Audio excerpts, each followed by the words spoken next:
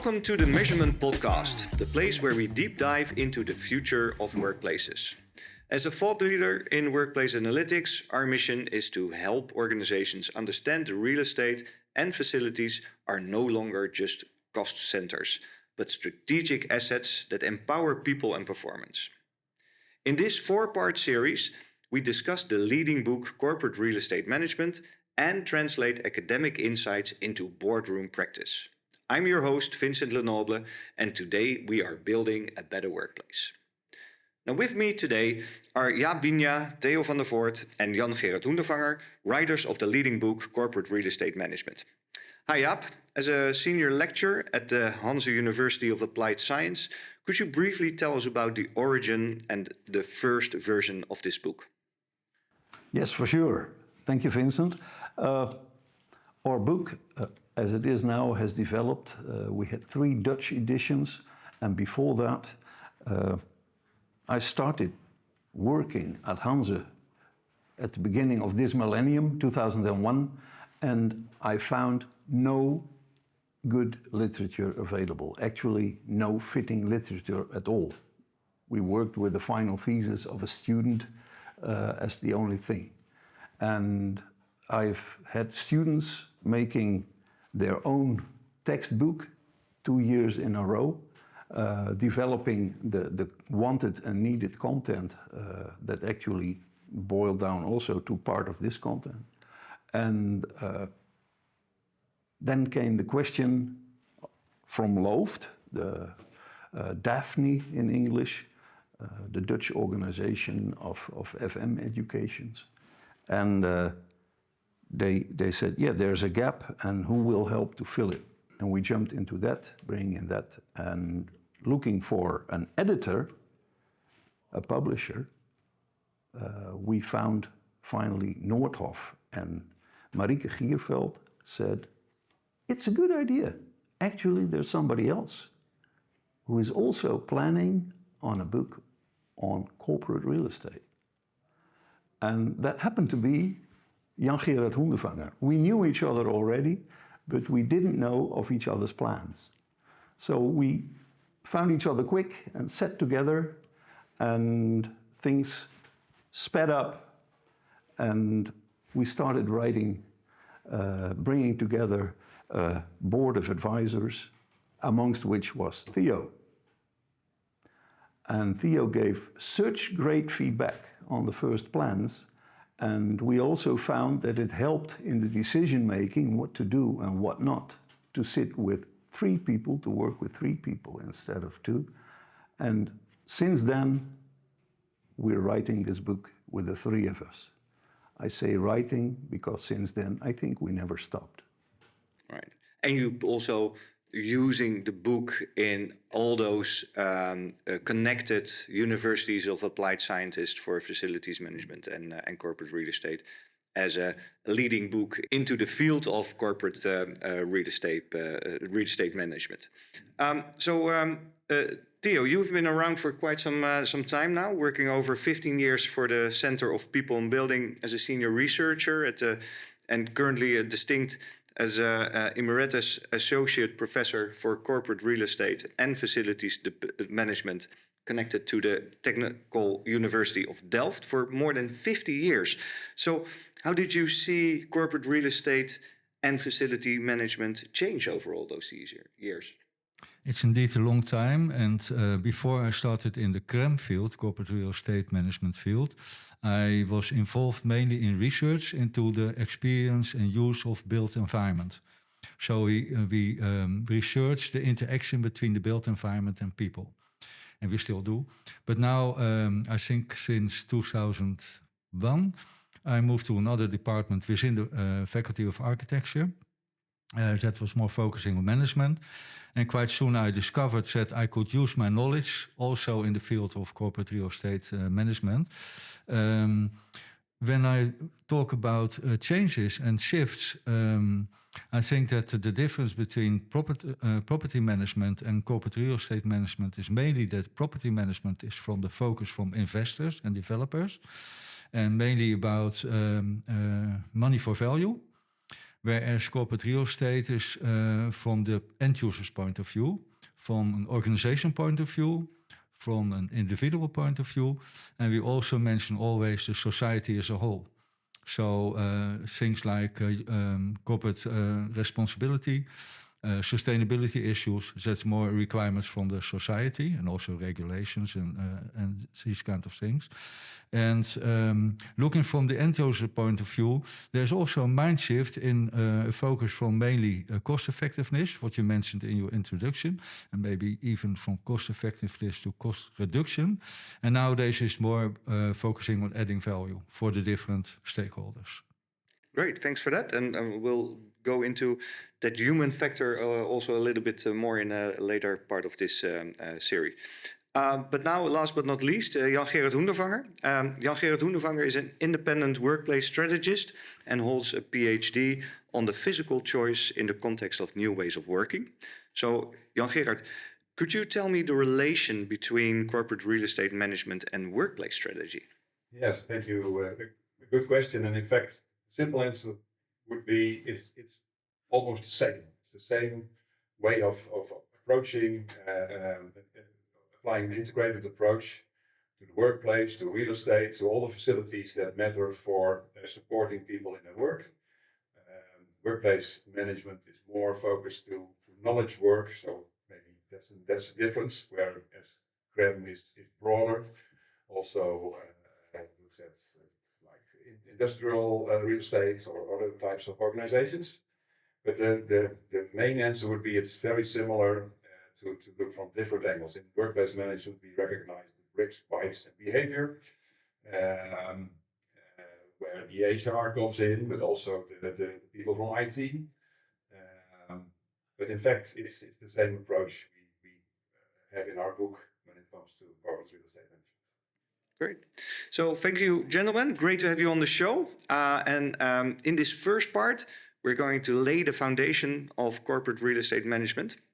We move away from the idea that real estate is just about bricks and mortar. We explore the vital triangle between organizational goals, the needs of the individual employee, and the evolving role of the corporate real estate professional. So how do you ensure your real estate strategy truly briefs your company's mission? So, Theo, what's the fundamental difference between traditional property management and the organizational focused approach described in the book? I mentioned it briefly before. Property management is mainly from an investor's point of view, and corporate real estate from the end user's point of view. And it's more, I think, most important issues are the key concept of integration and alignment. I think these are key concepts in corporate real estate management.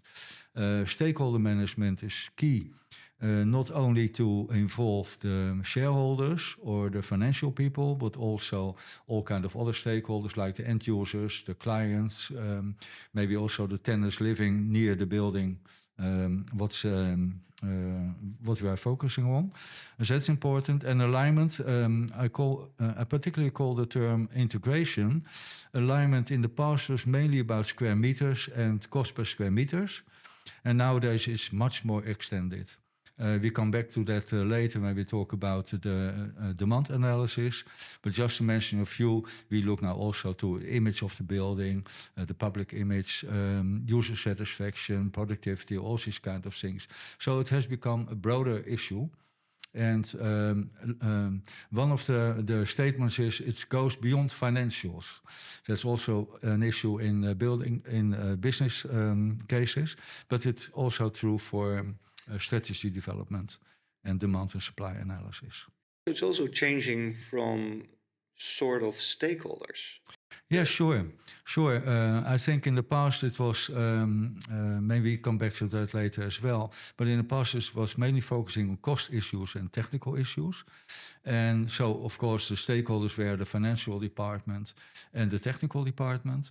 And nowadays, what Jan-Gerard also mentioned, HR is an important stakeholder. The IT developers are important stakeholders, but also society as a whole, what I mentioned before. So people are not were not involved in building development in the past. It was only from investment point of view. But nowadays we have to take into account also responses from the environment. I can give a very simple example. There was a big bank building in Utrecht, and they had a very glancing facade. And people living around were hindered by the sun. So the bank paid sun protection for the people around them. So it's a very simple example of taking into account the tenants around the building, and that was not common at all in the past. And there's also a difference between the owners of the building and the people renting the building. Sure. How does corporate real estate management affect those people who are renting? What's their influence? I think that people who own the building have more to say about the buildings themselves, whereas if you rent a building, you have to take into account the requirements of the renter. So you're less free, and mainly the spatial layout, the facade is usually decided by the owner, and the renter can decide about the interior, the spatial layout, and so on. It has also to do, for instance, with flexibility. If you are an owner, you are flexible in changing the building. It's your own decision. And as a renter, you have always to cope with the requirements and the needs of the owner. So these are important differences, I think. Yeah. So, Jan Gerard, you want to reflect on that? Well, your original question about commercial property management versus corporate real estate management, it reminded me of the time Jaap referred to long ago for me already, when I was a teacher and a professor as well. Feels like yesterday. But at the real estate education in our university, so we're in the different parts, FM and real estate. And what I learned from the real estate perspective is that it's very much about the direct cost and revenues of real estate. So the real estate is central, and as Theo already explained, in corporate real estate management, the organization is central, and the individual users are central. And I think in CREM, in our group, we are far more looking and focusing on the indirect effects, revenues, added values, than commercial real estate. Yeah, and that fits, to add, also pretty well with the FM profession, the FM scope of the work. One more example maybe is, a standard property will not fit most organizations maybe, but just as an example, to put in a police organization in a normal office building, you will have some severe problems to cope with. Like police people just are wider in the shoulders and in the hips because of everything they carry. So you need wider corridors. Just an example. Wow. Thanks for that. Jan Gerard, we often discuss the shift towards the human skill.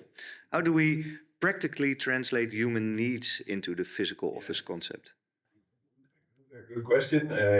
In fact, in our writing, the first book was very much organization-centered.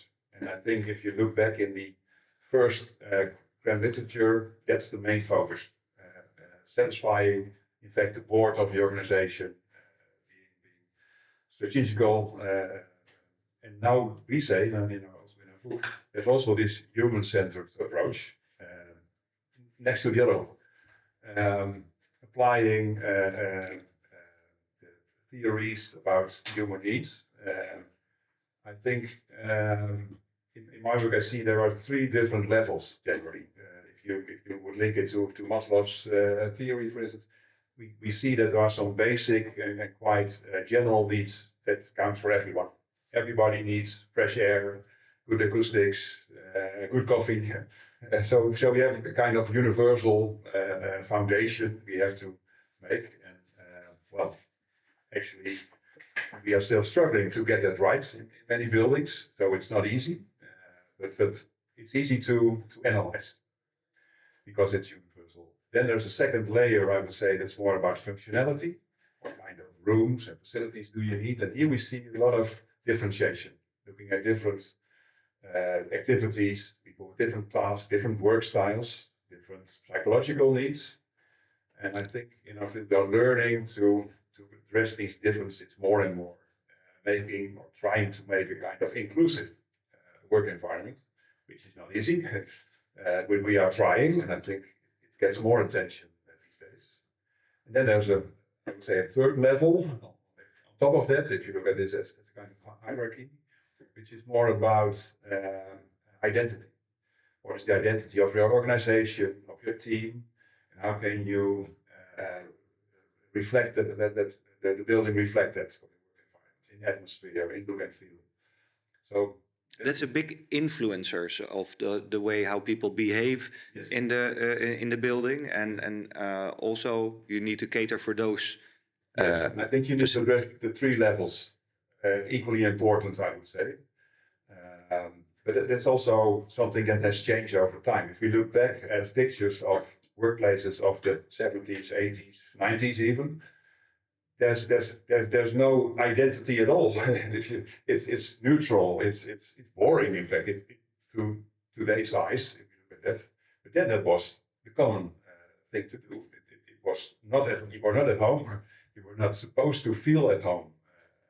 In fact, so that's something we developed it, I think, as a field. And maybe some remark about the development of the field, in addition to what Theo already explained. I think we have to be aware that it's quite young profession, a young field. It's only since the 90s, 1990s, that it's really that it's becoming a serious professional field. So yes, I can understand that the outset question, where's the book for our field? We need a book. But in fact, it's quite logical that's well, we need to build this field. We are very happy to make some contribution. Yeah, extend the knowledge. Yeah, extend the knowledge for that market. No, can I still add one thing? Sure thing. I think until recently, with providing the users of the building, we've been talking with myself, with the deficiency aspects, the deficiency needs, like safety, like love and belonging, like even esteem. But nowadays, in the war for talent, actually, that some companies have, we also try to facilitate growth of individuals within the building, the highest Maslow need, actually. So have you got any examples of that, or how to facilitate that? When I look at what Google does, what Netflix does with their housing, they are very user-focused. Talking with the facility manager of Google, I still hear him say, when I ask, hey, what keeps you awake?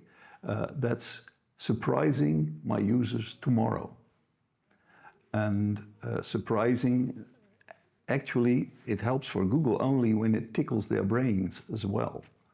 That keeps them creative, that keeps them wanting to renew, rethink.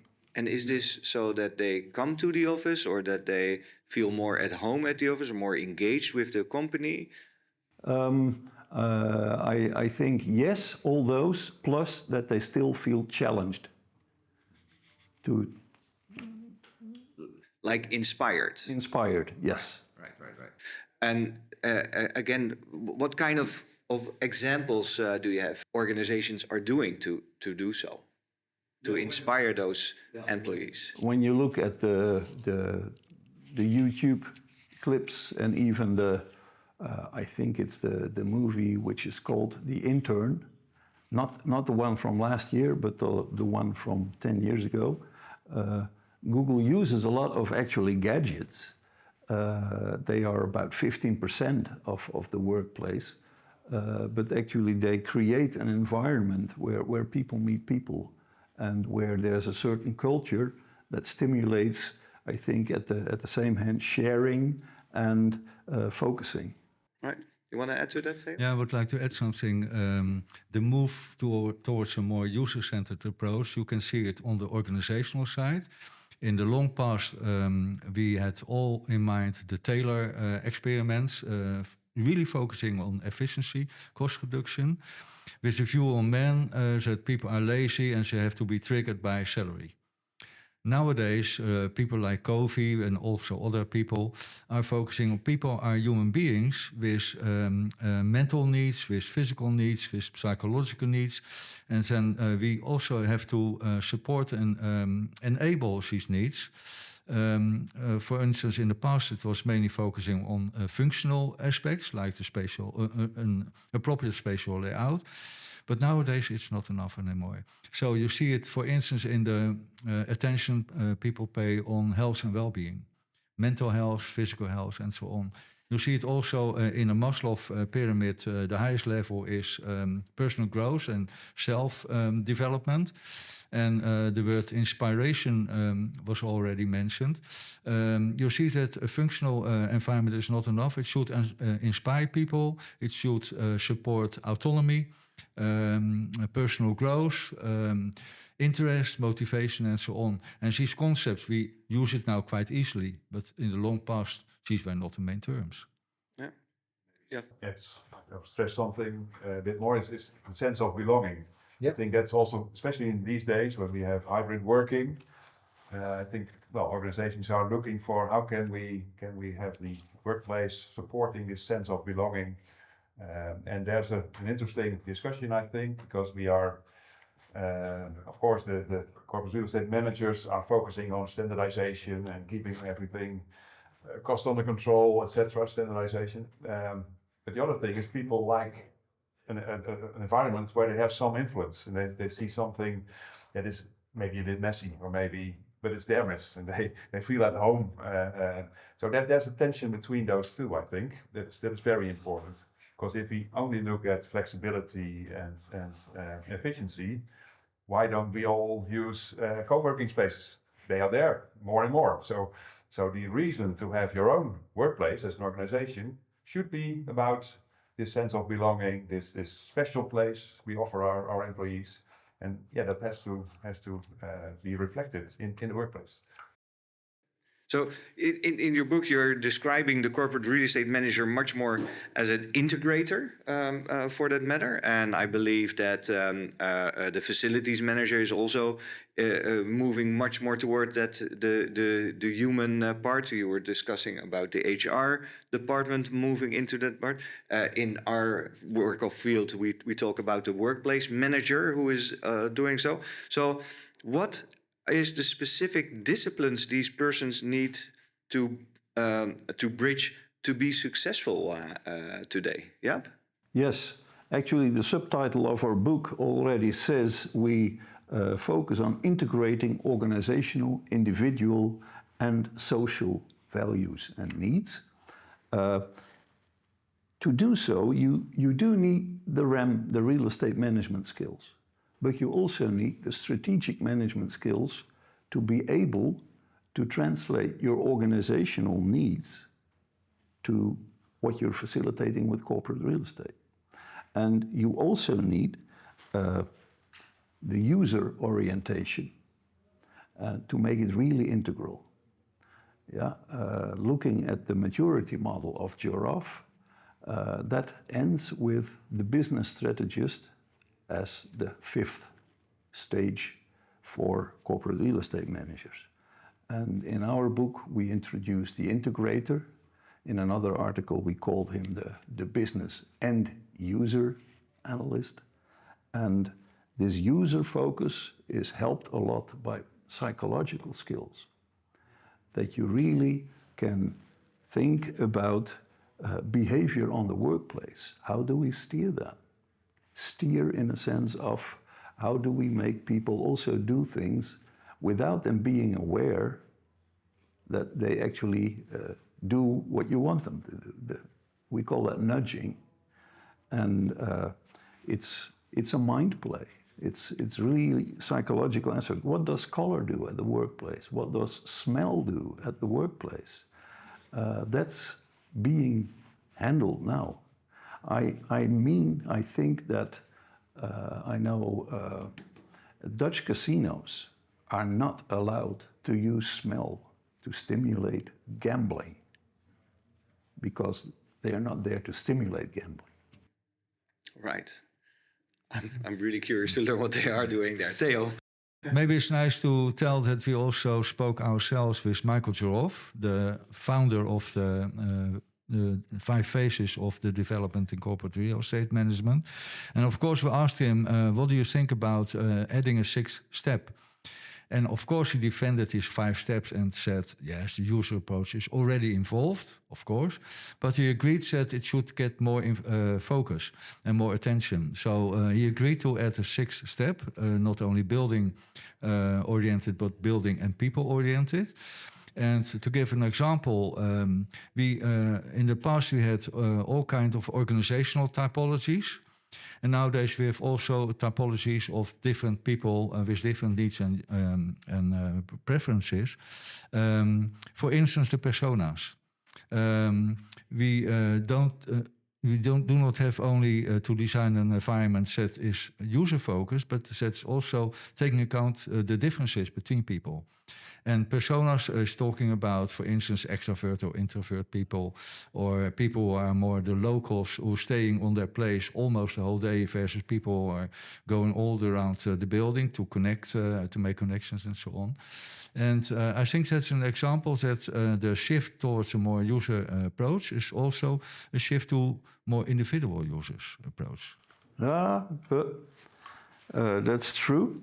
But I also need to express that looking at companies like Google in 2020, they still had in their real estate and workplace service team the motto: "We create environments that make Googlers excel." Individual focus. They changed that into "We create environments that make Google excel." It sounds subtle. Yeah. But they're bringing it back to the organizational. Instead of bringing it back, or maybe also enhancing it. Like, hey, actually, what we do user focused is for the company still. Yeah, but another shift is, for instance, the definition of facility management. So that in the former definitions, it was focusing on business processes, and now it is also including quality of life. So just a final question here, gentlemen. You were talking about maturity in this line of work, and so I'm just really curious to understand, where are we currently in this market? Are we mature enough, or is there still a world to gain on this? Could you rate this for us? Well, it's a question I did some research in fact, 2 years ago with a company called We were making a benchmark for workplace management. And a few questions were connected to the model of Giraffe, the maturity model. And in fact, we saw answers connected to the 6 different stages. So some organizations are really in a very unprofessional stage, if you would say, and some are very, very professional and doing the integrated things we are talking about. A huge difference. And what struck me was that even in very big professional corporates, you can find a very limited way of doing corporate real estate management, and the other way around. So it's really a very diverse picture we have. In general, we can I think say that the professionalization is going on. Looking back, we already mentioned some examples. What is common practice now, like the bricks, bytes, and behavior, the integrated approach is quite common. That wasn't until some 10, 20 years ago. So I think we made quite some progression as a field, but there's of course still also a lot further to develop.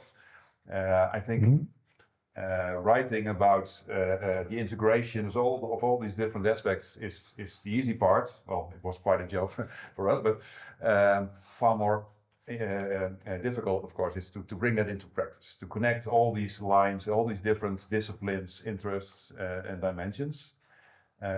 If I may add one more even to that, is the integrating the long-term and the short-term view on corporate real estate.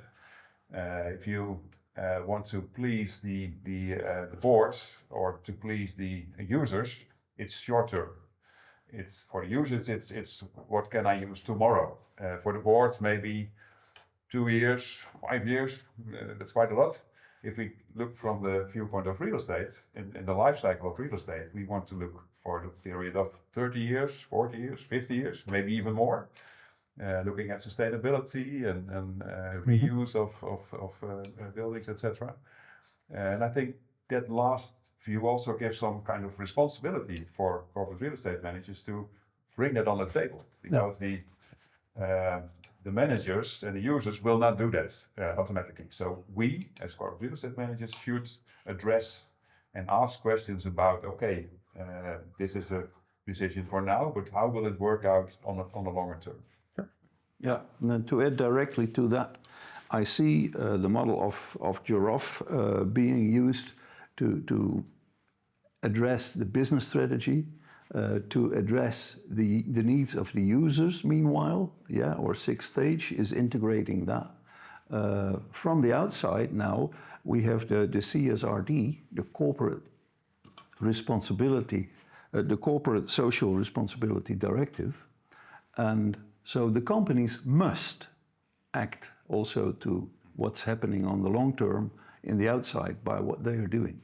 And we will, as corporate real estate managers, be the advisors to the business about how to act on this.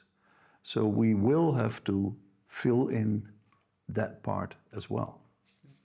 Any closing thoughts, Theo? Yeah. A little longer time ago, one of my graduation students did similar research as Jan Gerard mentioned. She developed a so-called CREM thermometer with how to measure the different phases of the giraffe, and she tested it on 5 cases in the hospital real estate area. And so that's also interesting. It will be interesting to compare these results from a longer time ago with the current results.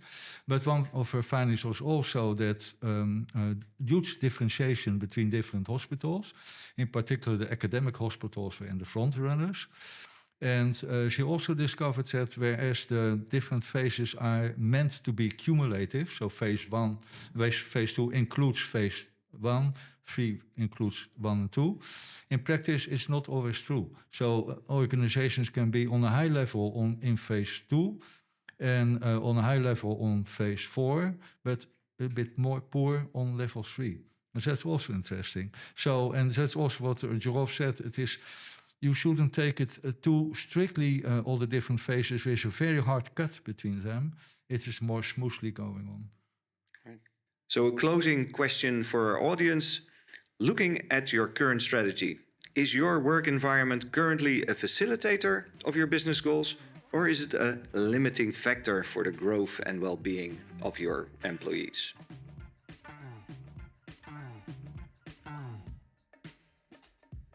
So thank you for listening to this episode of the Measurement Podcast. We hope these insights from corporate real estate management help you look at your own work environment with a fresh strategic lens. For more information on how we use to optimize our workplace, visit measurement.io. Remember, a building is merely a container, but a thoughtfully managed environment is the engine of your organizational success. By seamlessly aligning strategy, people, and real estate, we create foundations for growth and well-being, improving workplaces worldwide.